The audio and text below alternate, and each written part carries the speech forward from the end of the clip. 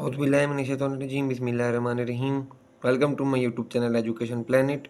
आज मैं आपके लिए class 9 English unit number 8 stopping by woods on a stormy evening written by Robert Frost की कंप्लीट एक्सरसाइज और question answers plus review exercise number 2 भी इसी लेक्चर में एक्सप्लेन करूँगा। तो चलते हैं हम अपनी एक्सरसाइज की तरफ। एक्सरसाइज में सबसे पहले है वुड्स, जंगल, फॉरेस्ट। क्वीर मीनिंग होता है इसका अजीब, स्ट्रेंज। हार्नेस काबू करना, कंट्रोल। डाउनी नरम मुलायम, सॉफ्ट। फैदरी फ्लेक बर्फ़ का छोटा नरम गोला। Very small loose mass of snow. इसके बाद ये 5 क्वेश्चन आंसर्स हैं, हम इनका सोल्यूशन देख लेते हैं अभी। क्वेश्चन नंबर 1 है who is the speaker in the poem. नज़म में मुखातिब कौन है? Answer the poet himself is the speaker in the poem. शायर खुद नज़म में मुखातिब है। Question number 2 whom does the speaker refer to in the first stanza of the poem। नज़म के पहले बंद में मुखातिब यानी शायर किसका हवाला दे रहा है? Answer the speaker refers to the owner of the woods. Speaker से मुराद जंगल का मालिक है। Question number 3 why does the speaker stop on the darkest evening of the year. साल के सबसे अंधेरे और पर भी स्पीकर क्यों रुक जाता है? Answer he stops there to enjoy the beauty of nature. वो फितरत के हुस्न से लुत्फ अंदोज होने के लिए वहाँ रुक जाता है। Next question number 4 Y does the horse impatiently await the next of his master. घोड़ा अपने मालिक के अगले आने का बेसब्री से इंतज़ार क्यों करता है? Answer the horse thinks that it is a mistake to stop by the woods where there is no farm house so awaits the next move of his master. घोड़ा सोचता है कि जहाँ फार्म हाउस नहीं है वहाँ जाना यानी वहाँ वुड्स यानी जंगल के पास रुकना गलती है, लिहाजा अपने आका यानी मालिक के अगले इक़दाम का इंतज़ार करता है। Question number 5 and last question the speaker in the poem is captivated by the beauty of nature. नज़म में कहने वाला इसके सहर में मुब्तला होता है कि why doesn't he stop for long to enjoy nature's beauty. फितरत के हुस्न से लुत्फ़ अंदोज़ होने के लिए देर तक क्यों नहीं रुकता? Answer he does not stop there for long because he has to keep his promises. वो ज़्यादा देर वहाँ नहीं रुकता क्योंकि उससे ये वादा पूरा करना है। तो इस तरह क्वेश्चन आंसर्स भी कंप्लीट। क्वेश्चन आंसर के पास हमारे पास सवाल है some statements are directly supported by the poem, some are inferences based on evidences from the text while some are not supported by any evidence. Put a tick in the right column. कुछ बयानात को नज़म से बिलवास्ता तक़वियत मिलती है, कुछ बयानात text पर मबनी शवाहिद से अख़ज़ शुदा नताइज हैं, जबकि कुछ और को शवाहिद से तक़वियत नहीं मिलती। अब दुरुस्त कॉलम में टिक का निशान लगाएं।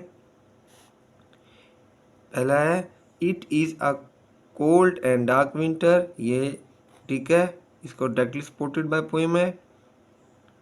Second the speaker knows the owner of the woods, तो इसका inference base of some evidence from the poem, यहाँ पे टिक करेंगे।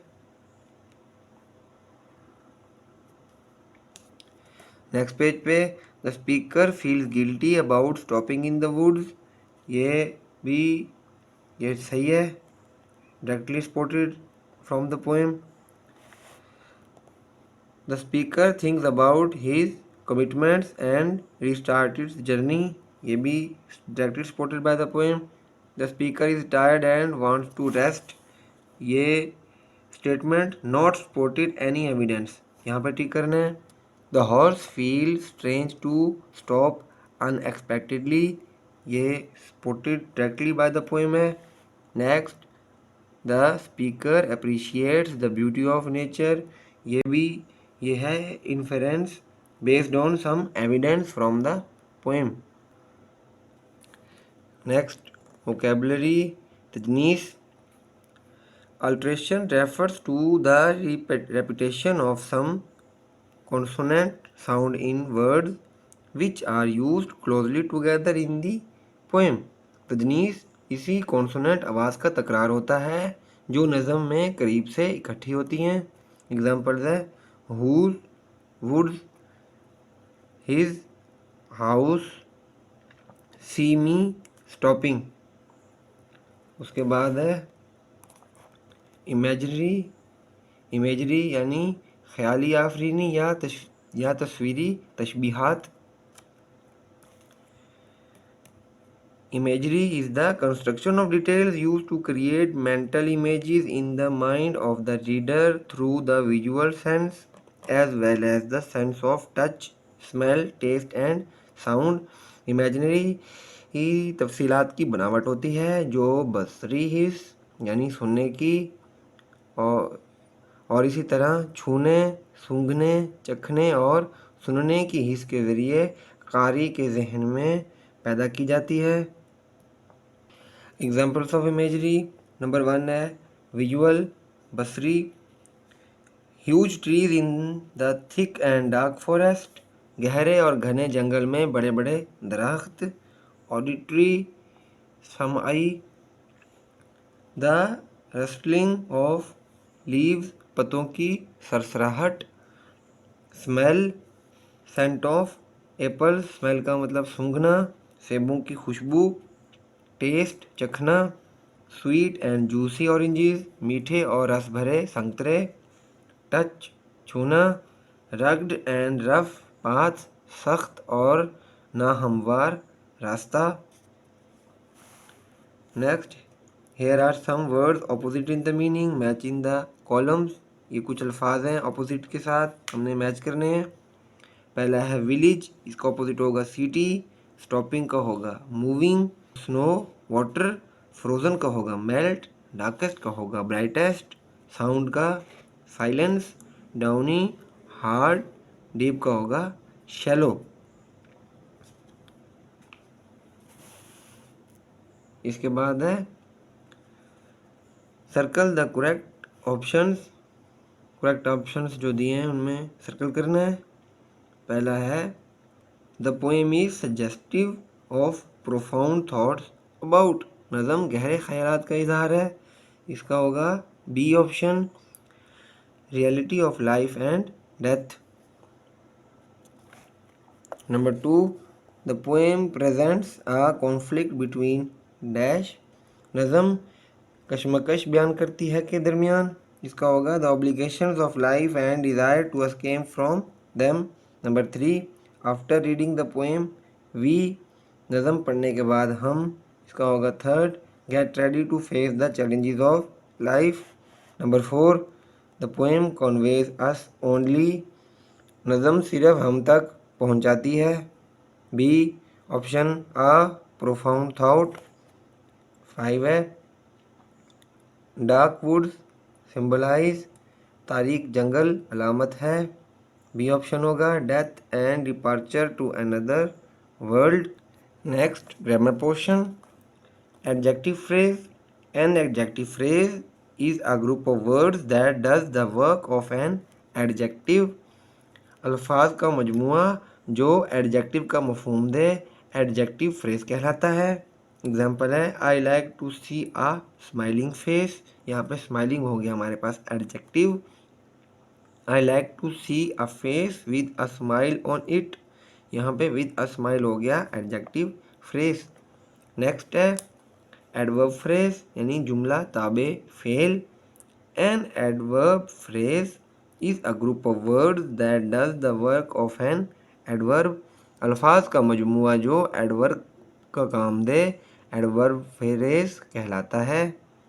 एग्जाम्पल है अली रैन क्विकली, यहाँ पे क्विकली हो गया adverb. Ali ran at a great speed, at a great speed हो गया adverb phrase.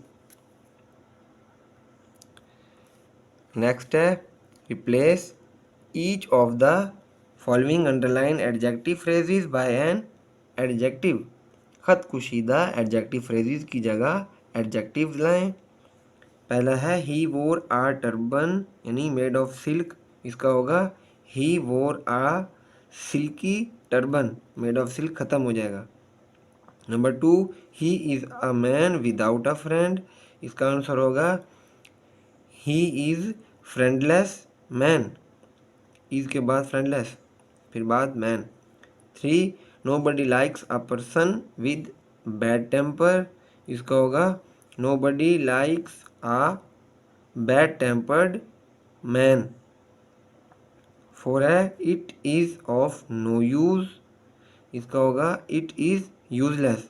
Number 5 he is a man of sense, यानी इसका जवाब बन जाएगा he is sensible man. Next replace each of the following underline adverbs of an adverb phrase. तो number 1 the pigeon flies swiftly, इसका होगा the pigeon flies with fast speed. 2 he build his house there, इसका answer होगा he build his house at that place, there खत्म हो जाएगा। He tried hard, इसका हो जाएगा ही ट्राइड हिज बेस्ट, यहाँ पे हम हार्ड ख़त्म कर देंगे। नंबर 4 है ही स्पोक एलोक्वेंटली, इसका होगा he spoke in eloquent manner और इन फुल फ्लो। 5 है डिड सारा बिहेव वेल, तो इसका होगा डिड सारा behave in a good manner. तो यहाँ पे हमारी चैप्टर नंबर 8 की एक्सरसाइज कंप्लीट हो गई। अब हम चलते हैं रिव्यू एक्सरसाइज। इसका रिव्यू एक्सरसाइज में हमारे पास 8 क्वेश्चन आंसर्स हैं, इनके आंसर्स देख लेते हैं। सबसे पहले रिव्यू एक्सरसाइज का पहला क्वेश्चन है what do the daffodils represent in the poem, answer है इसका the daffodils represent in the poem the beauty of nature. Next है रिव्यू एक्सरसाइज का question number 2 how has the poet heighten the impact of the poem by using the figurative language, answer होगा इसका the poet has used smileys and metaphors in the poem, these figures of speech enhance the beauty and charm of the poem। Review exercise का question number 3 what was the Kite's concept of our nation, answer है the Kite said we are a nation with our own distinctive culture, civilization, language, laws, moral values and customs।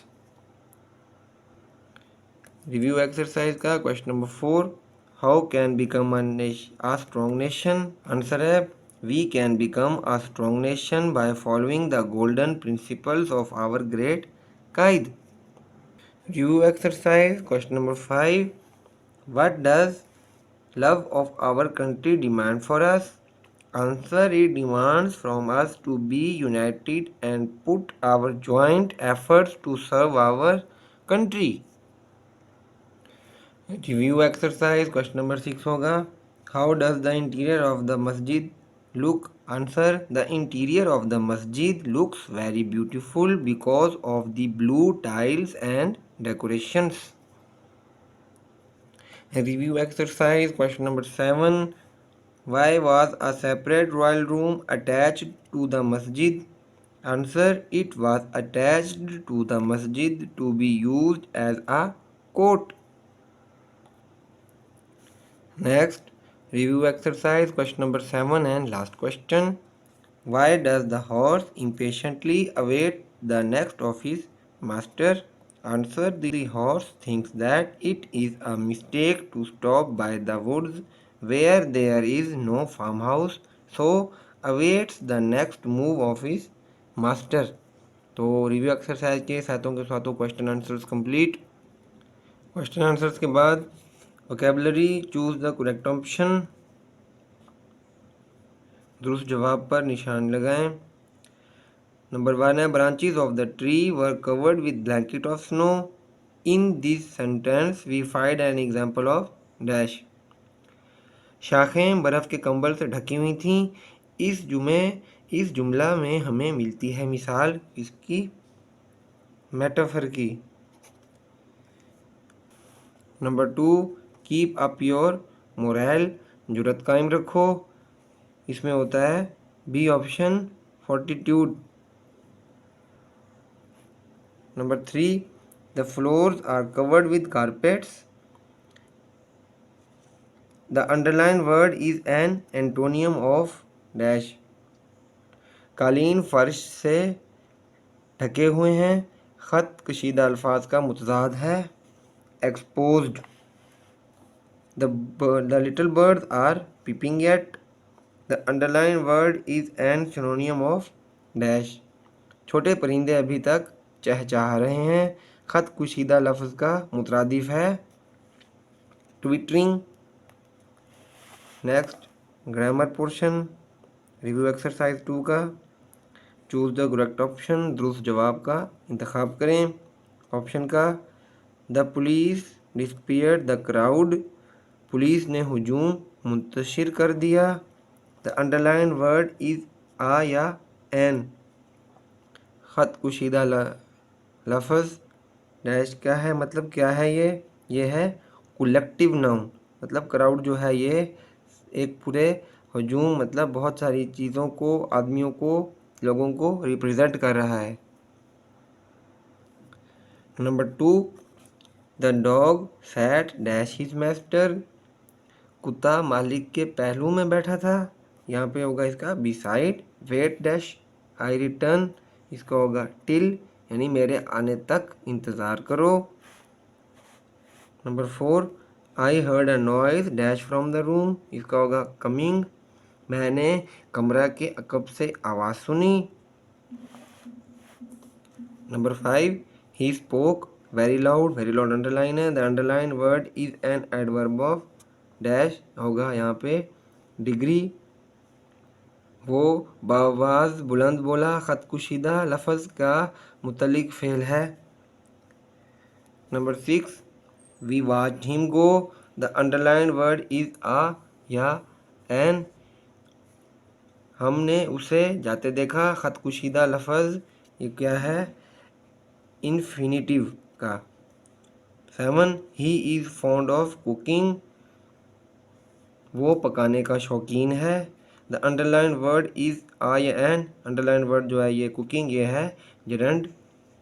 Number 7, if you had study hard you dash succeed, ये होगा इसका would be succeed, ये है अगर आपने गहरा मुताला किया होता तो आप कामयाब हो चुके होते। Number 9, the shoe is pressing on my toe, जूता मेरे अंगूठे को दबा रहा है। The underline phrase is a या एन, ख़त कुशीदा लफ्ज़ है प्रपोजिशन फ्रेज का। और last 10, which of the following is an appropriate sentence, द झैल जुमले में से कौन सा दुरुस्त है। Number A, we are tired usually by the end of the day, इसका होगा number C option, we are usually tired by the end of the day. तो इसके साथ ही हमारा चैप्टर नंबर 8 और रिव्यू एक्सरसाइज 2 की दोनों की एक्सरसाइज और क्वेश्चन आंसर्स भी हो गए हैं। तो kindly subscribe my channel and watch my complete videos. Thank you very much.